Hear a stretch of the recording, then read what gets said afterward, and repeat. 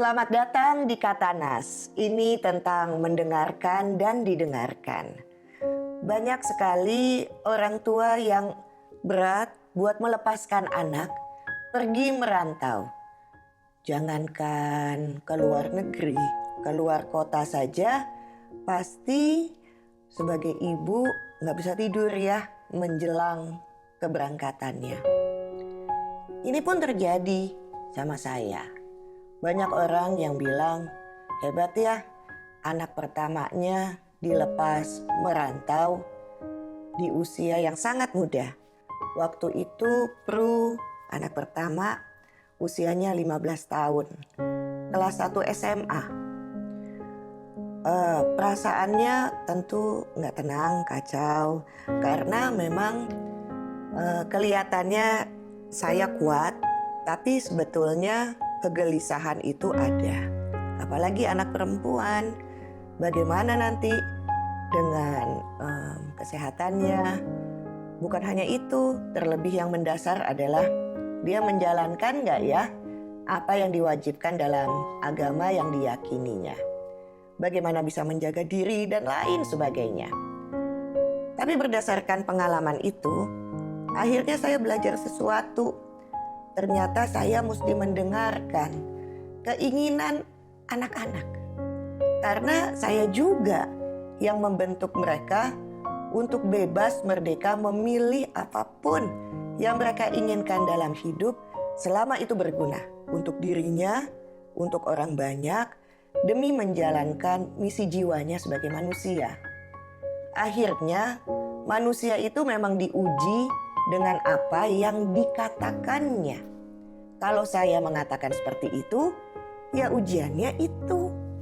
Maka ujian datang saat itu. Akhirnya kami seperti mesti berani bertanggung jawab dengan apa yang dikatakan. Ternyata anak nomor 2 pun mesti tinggal tidak di dekat sih masih di Bogor karena kami tinggal di Sentul. Tapi juga tetap tidak satu rumah karena lebih memilih dekat dengan kampusnya. Akhirnya Syar tidak tinggal di rumah ini. Sekarang giliran anak ketiga, Mika, pun mau mengikuti jejak kakak pertama. Di mana mau merantau, pergi menyeberangi benua, mau menuntut ilmu sesuai dengan passionnya. Akhirnya saya mesti bilang iya. Gilang pun meyakinkan saya bahwa si bungsu mampu. Beda ya ngelepasin anak pertama dengan anak bungsu beda. Kalau yang bungsu mungkin lebih dekat, lebih sering ngobrol. Kalau ibunya gelisah, dia yang suka mengusap-ngusap punggung saya. Dan nanti gak ada lagi yang gitu. Dan itu pasti gak enak. Semua pun punya perasaan yang sama. Akan tetapi sebagai seorang ibu, kan kita mesti memasang wajah poker face. Seperti kayak main kartu poker gak kebaca. Walaupun hatinya hancur, tetap wajahnya tuh mesti tenang. Karena dengan begitu akan nyamber tuh ketenangannya ke anak. Hari ini saya mesti melepaskan anak saya pergi. Mesti pergi ke airport. Saya tidak tahu nanti malam saya bisa tidur apa enggak. Tadi malam saya nggak tidur. Dan saya tahu bahwa semua pernah merasakan hal seperti ini ya. Tapi anak-anak kan memang cuma titipan. Yang pada akhirnya cepat atau lambat mereka tidak akan bersama kita lagi. Entah apapun alasannya, maka mereka akan meninggalkan orang tua. Mungkin ini kewajiban saya untuk menyiapkan mereka mandiri lebih cepat. Apalagi kita nggak pernah tahu ya. Yang namanya setiap manusia punya batas usia pemakaian tubuh yang pada akhirnya kita mesti digenapkan rezekinya dan pulang ke kampung ilahi. Artinya anggap saja ini sebagai proses untuk menyiapkan mereka mandiri yang kelak jika orang tuanya tidak ada, jangan sampai mereka menjadi benalu untuk terus bergantung dengan keluarga. Dikit-dikit minta bantuan, dikit-dikit minta uang. Mereka mesti tahu rasanya bagaimana ketika tidak ada yang membantu. Dan mereka mesti mengeluarkan kemampuan maksimal untuk menjaga dirinya supaya mereka baik-baik saja.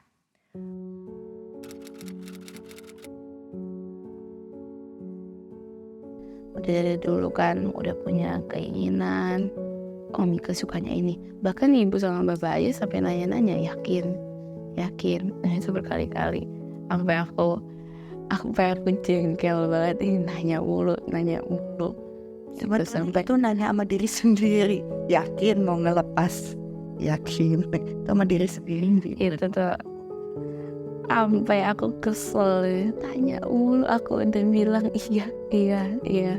Ya udah aku sampai ngebuktiin kan, this is gonna happen, I want this to happen. Ada bagusnya untuk merantau, belajar di negeri orang, karena kalau misalkan belajar di negara orang lain itu tuh akan membuka banyak experience untuk kita bisa belajar lebih banyak, lebih mandiri, dan dapat merasakan sesuatu yang kita nggak bisa merasakan di sini. Ya kan, kita bisa dapat ilmu lebih banyak, kita bisa lihat bagaimana sih pola pikir orang lain di luar negeri kayak gitu. Dan kalau misalkan perkara film, ibu juga tahu industrinya gimana. Dan aku yakin kalau misalkan masih ada banyak ilmu tentang film yang bisa aku pelajari dan susah didapatkan di sini.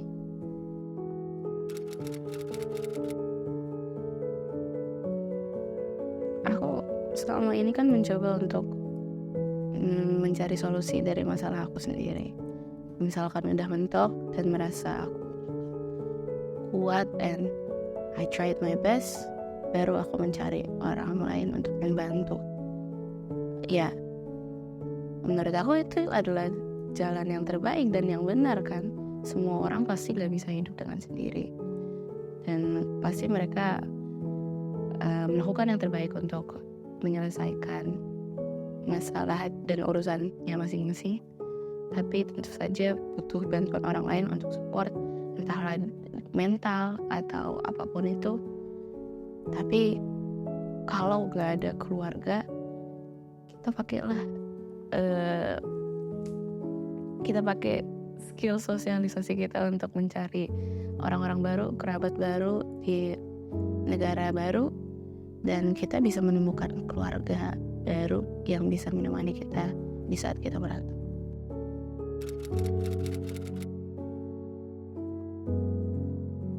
Aku gak bisa ngomong banyak karena aku belum ngerasain 100%. Aku baru di awal, ya kan? Tapi yang aku bisa ngomong adalah semangat. Mungkin gampang banget ngomongin semangat, tapi ya itu yang dibutuhkan. Selalu semangat. Jangan sampai nggak ada kerjaan, sibuk-sibukin diri. Karena kalau misalkan kita nggak sibuk, kita diam doang, pasti kita langsung buyar, pikirannya kemana-mana, homesick, main pulang. Jadi kita tetap harus semangat dan ingat yang kita mau itu apa, tujuan kita ke sana itu apa, dan selalu semangat untuk meraih tujuan kita di awal. Amin.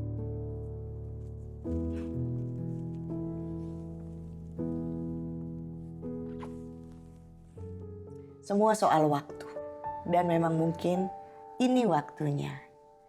Misalnya, kita ingin membuat anak-anak, khususnya anak perempuan, yang kelak mereka akan menjadi seorang ibu. Mereka mesti mandiri, mesti punya harga diri, dan mesti punya cara berpikir yang lincah untuk bisa menyelesaikan semua masalah dalam hidupnya. Ternyata resepnya itu adalah jangan membuat mereka ada di comfort zone. Karena kenyamanan itu kadang-kadang menjadi racun untuk anak. Biarkan mereka berhadapan dengan kesulitan tanpa kita icam. Ikut campur, ngebantuin dengan cepat. Biarin aja, biarkan mereka menyelesaikan sendiri. Perhatikan dari jauh bagaimana mereka menyelesaikan setiap masalah yang datang dalam kehidupannya. Ini kata Nas tentang mendengarkan dan didengarkan.